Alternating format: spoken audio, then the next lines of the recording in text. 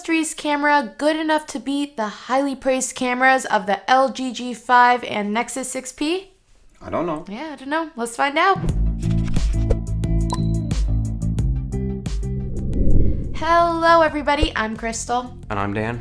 And if you're wondering where the iPhone 6s Plus is and the Samsung Galaxy S7, we already did a camera comparison for them with the OnePlus 3 a couple days ago, so you can check that out in the description below or in that card up there. And some people were wondering where we got this cool case for the OnePlus 3, and it's not actually a case, it's a skin from dbrand. And dbrand makes all different types of skins for different phones, different textures, different patterns, for really any phone, and even things like laptops. Yeah, so if you want to check that out, link to dbrand below. Let's begin. Yes. So here's what you're going to notice throughout this camera comparison. Is that all three phones take really great pictures in outdoors. I mean, what 2016 flagship doesn't?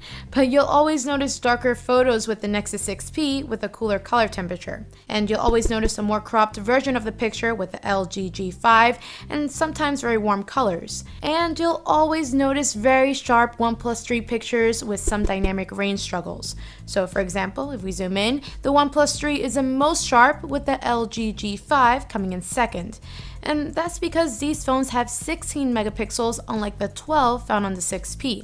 However, the 6P uses a smaller megapixel count to create larger pixels that later on we will see that helps for brighter low light pictures. Now for which one is better, it's all going to come down to preference. For this picture, I'd say the Nexus 6P is my favorite. Even though I don't like how dark it is, I do love how this makes for the blue of the sky showing up along with the clouds where they're totally vanished from the others. In this picture, all phones look really good. There's not a single thing wrong with any of them. But since this is a camera comparison, we're gonna have to nitpick. So with this picture, we do think the Nexus 6P does a much better job with the highlights. So if you look at the shutters behind Crystal's head, you have a lot more information and colors than the others. The colors are a little bit unusual though with the 6P. They're really vibrant, giving the bear a strange bluish tint. But still, I do think the Nexus 6P looks amazing here, mostly due to the great dynamic range. Now here's a nice close-up shot of a flower.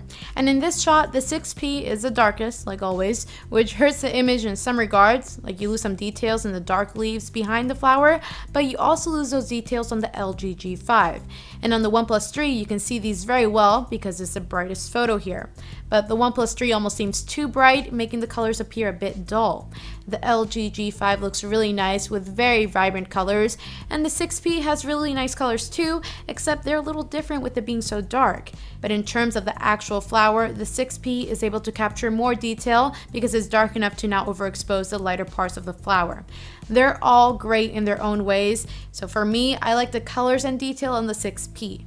In this picture, you'll see just how well the phones handle dynamic range. We have subjects that are kind of in the shadows with the background being harshly lit up by the bright sun. First thing you'll notice though is how well the blue of the sky comes through with the Nexus 6P. That's thanks to HDR Plus mode, which is only found on Nexus phones. It seems as though the Nexus 6P would rather underexpose than overexpose, but on top of that, the HDR Plus does a great job at bringing different exposed shots together. The OnePlus 3 overexposes the sidewalk pretty badly, along with the wood chips underneath the frog. The LG G5 does a pretty good job here, but since the blue sky is still struggling to come through, I'll have to pick the 6P as my favorite. Now, I'm sure you get the idea by now that with high dynamic range pictures like this, the Nexus 6P is going to be the darkest, exposing the sky the best. But in this case, the extreme cool color shift really hurts the 6P here. Even though you don't see the sky as well on the G5 and the OnePlus 3, they have a good color temperature to them. And I think the G5 does the best in this regard, as the OnePlus 3 is still a little cool, but the OnePlus 3 does expose the sky better, and it has a bit more contrast to it, which I do like. So I'd say the OnePlus 3 is a winner here. But I think it's time to talk about the wide-angle lens on the G5. You have two rear-facing cameras with the G5, and the wide-angle lens really makes an image like this look fantastic. You have to go into landscape mode for the full effect, and even though the wide-angle lens is less quality, depending on what you're shooting, the wide-angled camera on the G5 might make it your favorite. Here the 6P just seems way too dark, although the colors are nice. The G5 and the OnePlus 3 do a really good job at brightening the photo enough to see the main subject, but the colors are ever so slightly more vibrant with the G5. And the G5's overall image has more contrast, which makes it my favorite in this case, even if it's a little bit less natural. In this one, we have a pretty similar case with the 6P being way too dark without really any point, as the sky is almost equally poorly exposed as the others. There's just a tiny bit of blue coming through. The LG G5 is very warm here, and this time has less contrast than the OnePlus 3. The OnePlus 3 is nice and bright, has a good amount of contrast, and sits right in the middle in terms of color temperature, making it my favorite here. Now let's talk about low light pictures, because that's where things get more interesting. All three phones do really well in low light, but the G5 always leans a little towards the warmer side and colors appear a little washed out. The OnePlus 3 is a little darker, and although its colors aren't the most vibrant, it remains very sharp. The 6P though looks really good, and this is where HDR Plus mode also shines. Now when you snap a pic, you have to wait a good 3 seconds for HDR Plus to process, but it gets rid of noise and boosts colors tremendously, making the 6P really colorful, bright, and clear. It's by far my favorite. Here's a picture of Crystal cobbing it up, and once again, they all look really good. But the G5 is the most noisy of the three. If we zoom in, you can really see this, and you can also see just how clear the others are. The Nexus 6P has the most detail, and you can really see this if you look at the individual hairs on Crystal's eyebrows.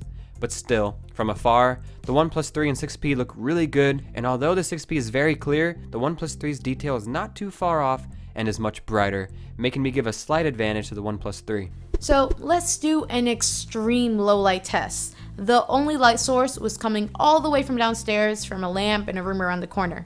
And obviously this is not ideal conditions to shoot any picture, but this is what makes a 6P so special.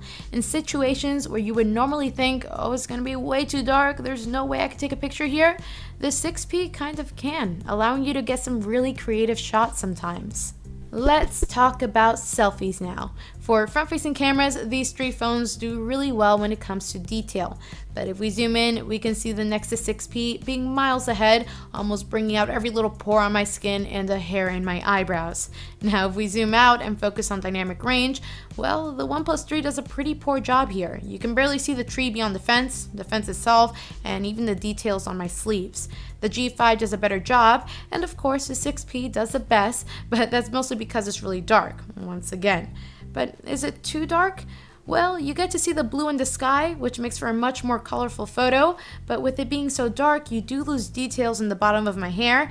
But still, I love how the 6P brings the colors of the sky into the photo and also captures a ton of detail. So I'd say the 6P is a winner here, with the G5 being a close second. So with low light, the G5 does the best at making a bright photo, but there is a lot of artifacting going on, like around Crystal's eyes. The picture seems sharp though, where the OnePlus 3 is a little bit blurry. It's always hard to get a non-blurry selfie with the OnePlus 3. The Nexus 6P is pretty dark, but the colors are by far the nicest, and it's also the most detailed. It's hard to pick a winner with selfies because it's easy to say the one with the least amount of detail is the best because it hides blemishes, but the Nexus 6P has a crazy amount of detail, and I think it would have to take the crown here.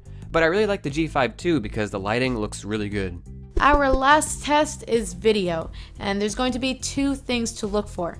First is how well the optical image stabilization does to create smooth playback. And with the 6P, it looks pretty horrible because, well, it doesn't have optical image stabilization. The other two do an alright job. The G5 is much smoother, but has a weird jitter to it every second or so. It's a bug plaguing all G5s when it comes to video. So with that in mind, if we factor quality into this, I really like the OnePlus 3 because the G5 has a ton of contrast, too much I'd say, and also overexposes a lot. The OnePlus 3 looks the most natural here, and it's smooth enough to make it the winner.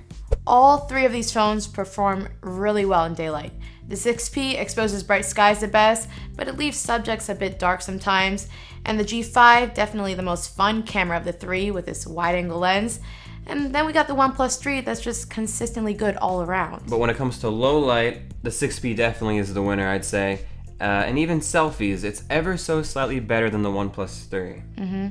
But these are just our opinions, so we want to hear what you guys think in the comments below. Please let us know. And if you like this video, leave a like, and if you want to see more camera comparisons for pretty much any phone that comes out, subscribe. Yeah, thank you very much for watching. You can follow us on Snapchat, Instagram, and Twitter, and we'll see you later.